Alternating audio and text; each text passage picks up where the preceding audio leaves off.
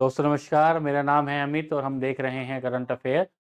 इस current affair की class में हम रोजाना के अखबारों से कुछ खबरों को उठाते हैं और उनको क्वेश्चन आंसर फॉर्म में चेंज करके आपके सामने पेश करते हैं। तो आइए पहला सवाल देखते हैं। पहला सवाल संघाई कॉरपोरेशन ऑर्गेनाइजेशन से संबंधित है। संघाई सहयोग संगठन, जिसे एससीओ कहते हैं, और एससीओ की फुल फॉर्म है संघाई कॉरपोरेशन कॉपरेशन ऑर्गेनाइजेशन। संघाई कॉपरेशन ऑर्गेनाइजेशन। इसने कहा कि निम्नलिखित संबंध कथनों पर विचार करें और गलत कथन का आपको चुनाव करना है। पहला, 2025 में एससीओ की बैठक चीन में होगी। बिल्कुल सही बात है, एससीओ की बैठक चीन में होगी और चीन के भी तियानजिन जगह पर होगी। तियानजिन जगह पर। और इसकी जो 2024 की बैठक हुई थी वो कजाकिस्तान कजाकिस्तान के अस्ताना जगह पर हुई थी। कजाकिस्तान के अस्ताना जगह पर। इसलिए पहला ऑप्शन ठीक है। इसकी स्थापना 15 जून 2001 में हुई है। हाँ सही बात है, 2001 में हुई है। इससे पहले 1997 में इसको संघाई 5 कहा जाता था। संघाई 5 कहा जाता था, लेकिन संघाई 5 से एससीओ की जो बैठक होती है या एससीओ की जो स्थापना होती है वो 2001 में होती है। वर्तमान में 10 सदस्य हैं और सभी एशिया महाद्वीप से संबंधित हैं। ये बात गलत है। 2025 में 10वां सदस्य बेलारूस को बनाया गया, ये बात ठीक है। इसको एक बार जरा समझ लीजिए आप कि ये गलत क्यों है। अगर आप इस बात को देखें, इसके 10 सदस्य हैं तो कोई दिक्कत नहीं है, 10 सदस्य हैं। समझो कैसे 10 सदस्य हैं। जब ये संघाई 5 हुआ करता था तो इसके 5 मेंबर थे। उन 5 मेंबर्स को अगर देखने की कोशिश करोगे, उनको देखोगे, तो उसमें आपको एक फाउंडर मेंबर मिलेगा जिसका नाम होगा चीन। चीन। दूसरा होगा रूस। चीन है, रूस है। उसके बाद कजाकिस्तान है, फिर किर्गिस्तान है और ताजिकिस्तान है। ताजिकिस्तान है। ये 5 मेंबर हुए। उसके बाद 2001 में उज्बेकिस्तान जुड़ जाता है इसका मेंबर। उज्बेकिस्तान। 2017 में तो टोटल हुए 6। 2017 में भारत और पाकिस्तान इसके मेंबर हो जाते हैं एक साथ में। तो 5 और 1 6 और 2 8। और 2023 में इसका मेंबर बनता है ईरान। और 2025 में हाल ही में इसका मेंबर बन गया है बेलारूस। अब सवाल है, जो इसका ऑप्शन आपने देखा कि इसमें वर्तमान 10 सदस्य हैं, ये बात तो ठीक है, लेकिन सभी एशिया महाद्वीप से हैं, ये गलत बात है। क्योंकि बेलारूस जो है वो यूरोप का एक देश है। ठीक है।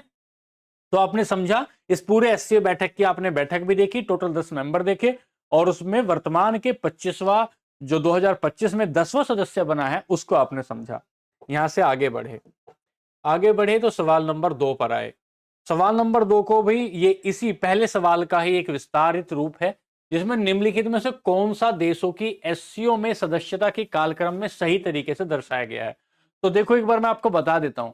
2001 में उज्बेकिस्तान है, 2017 में भारत और पाकिस्तान है, 2023 में ईरान है और 2025 में बेलारूस है। तो जहां जहां बेलारूस है बाद में वो ऑप्शन ठीक हो जाएगा। ठीक है, फिर ये ऑप्शन कट गया। इसके बाद देखो, उज्बेकिस्तान पहले है।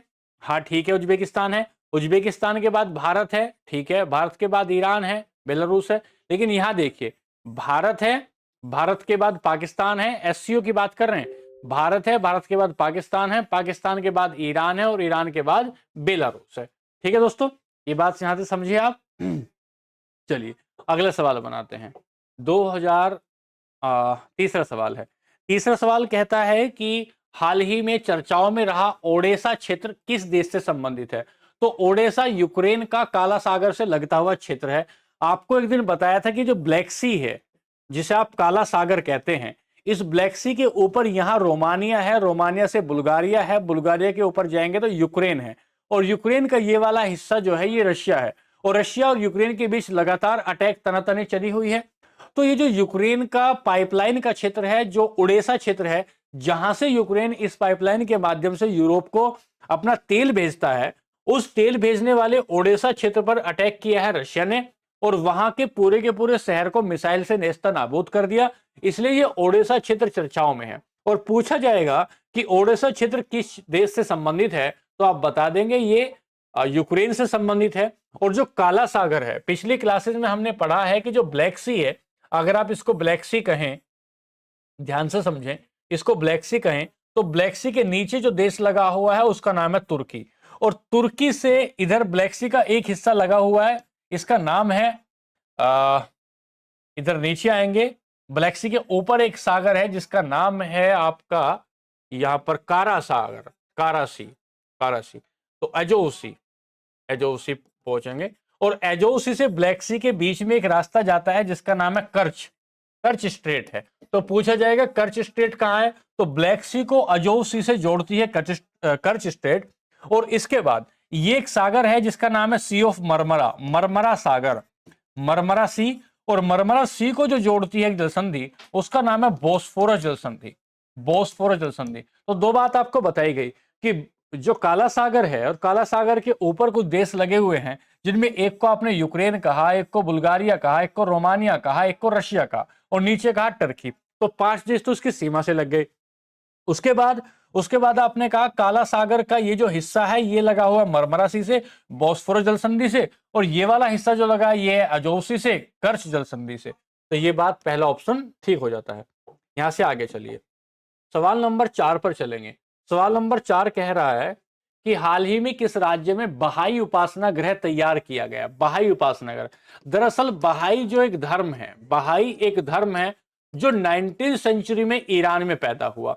और ईश्वर की एकता, ईश्वर की एकता जो कि इस्लाम का भी गुण है, इस्लाम धर्म का एक गुण है एकेश्वरवाद, एक ही अल्लाह को सबका श्रद्धेय मानना, सबका उपासना का जो है माध्यम मानना।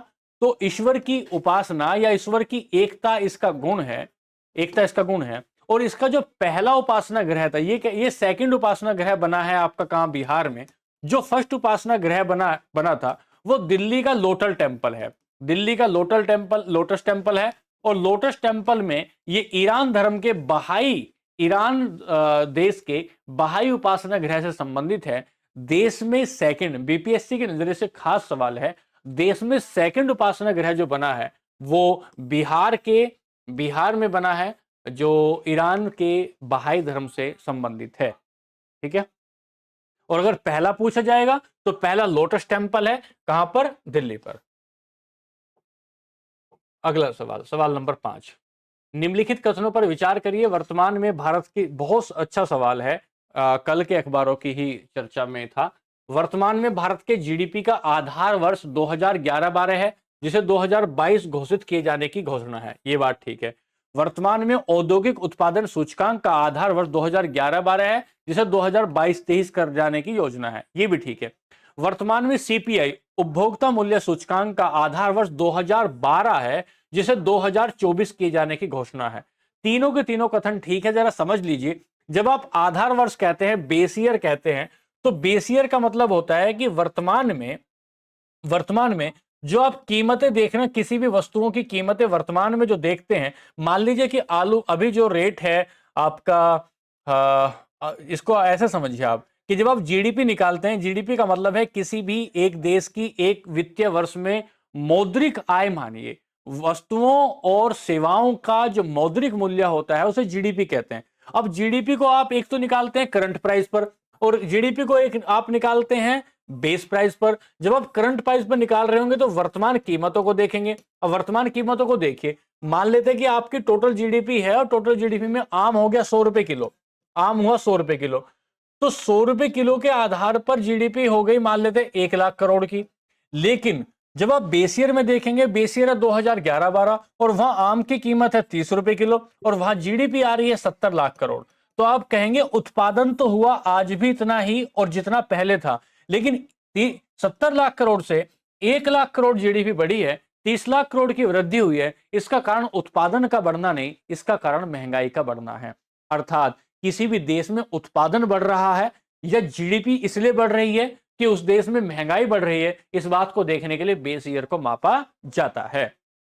तो बेस ईयर बदल रहे हैं 2011-12 से 2022-23, और इसका भी, आईआईपी का भी। जब हम आईआईपी की बात करते हैं दोस्तों, इसमें 8 उद्योग काम करते हैं। इसमें 8 उद्योगों को मापा जाता है कि उनका उत्पादन किस लेवल पर जा रहा है। खैर, यहां से आगे चलिए, सवाल नंबर 6 पर पहुंचे। Sickle cell anaemia, sickle cell anaemia, sickle का मतलब होता है दराती, आपने देखी होगी इस तरह की होती है, ऐसे, इसको सिकल बोलते हैं। तो जो आरबीसी होती है, आरबीसी अपना स्वरूप को जब उसमें बिगड़ जाता है तो वो इस आकार की हो जाती है, इसलिए इसे सिकल सेल बोलते हैं। तो सेल जो है आपकी आरबीसी, यह एक आनुवांशिक रक्त विकार है जो लाल रक्त कोशिकाओं कोशिकाओं या कणिकाओं में हीमोग्लोबिन को प्रभावित करता है। यह बात ठीक है, यह आनुवांशिक रोग है जो आरबीसी में हीमोग्लोबिन को प्रभावित करता है। आरबीसी में हीमोग्लोबिन की मात्रा कम हो जाती है, एक बात।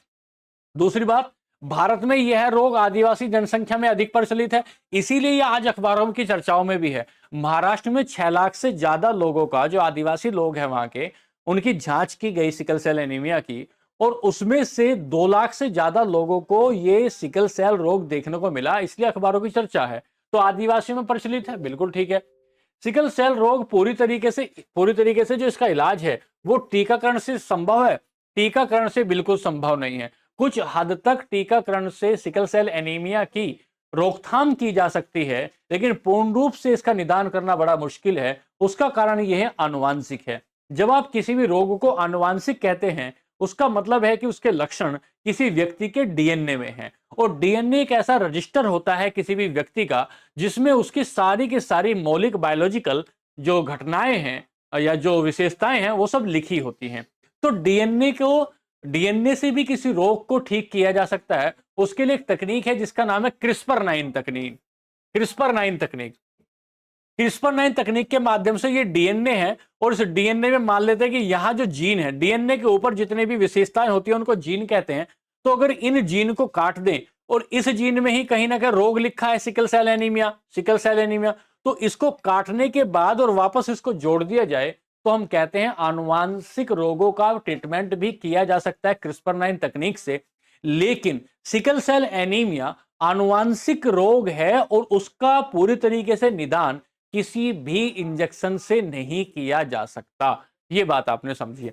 चर्चाओं में क्यों है? चर्चाओं में इसलिए है क्योंकि महाराष्ट्र में 6 लाख से ज्यादा आदिवासियों का परीक्षण किया गया है और 2 लाख से ज्यादा लोगों को सिकल सेल एनीमिया की बीमारी है। ठीक है, यह बात आप समझे। यहां से आगे चले, सवाल नंबर 7 पर चलेंगे। निम्नलिखित में से कौन से देश गाजा पट्टी से लगे हुए हैं? गाजा पट्टी लगातार चर्चाओं में, गाजा पट्टी है तो उसकी भौगोलिक जो आपकी लोकेशन है, भौगोलिक लोकेशन से आपका सवाल पूछा। देखो आपको दिखाते हैं कहां है गाजा पट्टी। भूगोल के छात्र होने के नाते आप ये जानते ही होंगे कि ये जो क्षेत्र है इसे आप अफ्रीका कहते हैं, और इस अफ्रीका में ऊपर एक महाद्वीप है जिसे आप कहते हैं यूरोप। और ये जो यूरोप महाद्वीप है, ये जो यूरोप महाद्वीप है और इसका जो ये पानी का हिस्सा है, अफ्रीका और यूरोप के बीच जो पानी का हिस्सा है, इसे आप कहते हैं भूमध्य सागर। और इस भूमध्य सागर में जाने का एक रास्ता है, इस रास्ते को कहते हैं जिब्राल्टर जल संधि। जिब्राल्टर जल संधि, इस जिब्राल्टर जल संधि के माध्यम से आप यहां चले गए। अब ध्यान से समझिएगा, जब आप यहां जा रहे होंगे, यहां जा रहे होंगे तो आप देख रहे हैं किसको? इजराइल को। तो ये है इधर, ये जो हिस्सा हुआ, ये हिस्सा हुआ आपका अरेबियन पेनिनसुला। और इस अरेबियन पेनिनसुला में यहां अगर आप देखेंगे, ये हिस्सा, ये है सिनाई, सिनाई प्रायद्वीप का। और सिनाई प्रायद्वीप का जो ऊपरी हिस्सा है ये गाजा पट्टी है। इस गाजा पट्टी का एक हिस्सा इधर लग जाता है इजराइल से, इजराइल से, और ये जो हिस्सा है ये इधर लग जाता है इजिप्ट से, इजिप्ट से।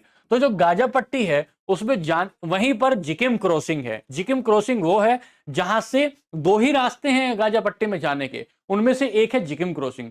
जिकिम क्रॉसिंग से जितना भी वहां लोग अपना सहायता करना चाहते हैं, उस रूट के माध्यम से अपने ट्रकों को ले जाकर या सामान बांट रहे हैं, रोटी बांट रहे हैं, बड़ा पाव बांट रहे हैं। तो हम यहाँ देख रहे हैं कि क्या गाजा पट्टी किस किस से लगती है, तो हम कहेंगे इजराइल से लगती है, मिस्र से लगती है, जॉर्डन से नहीं लगती, लेबनान से नहीं लगती है। तो 1 और 2 इसका सही उत्तर है।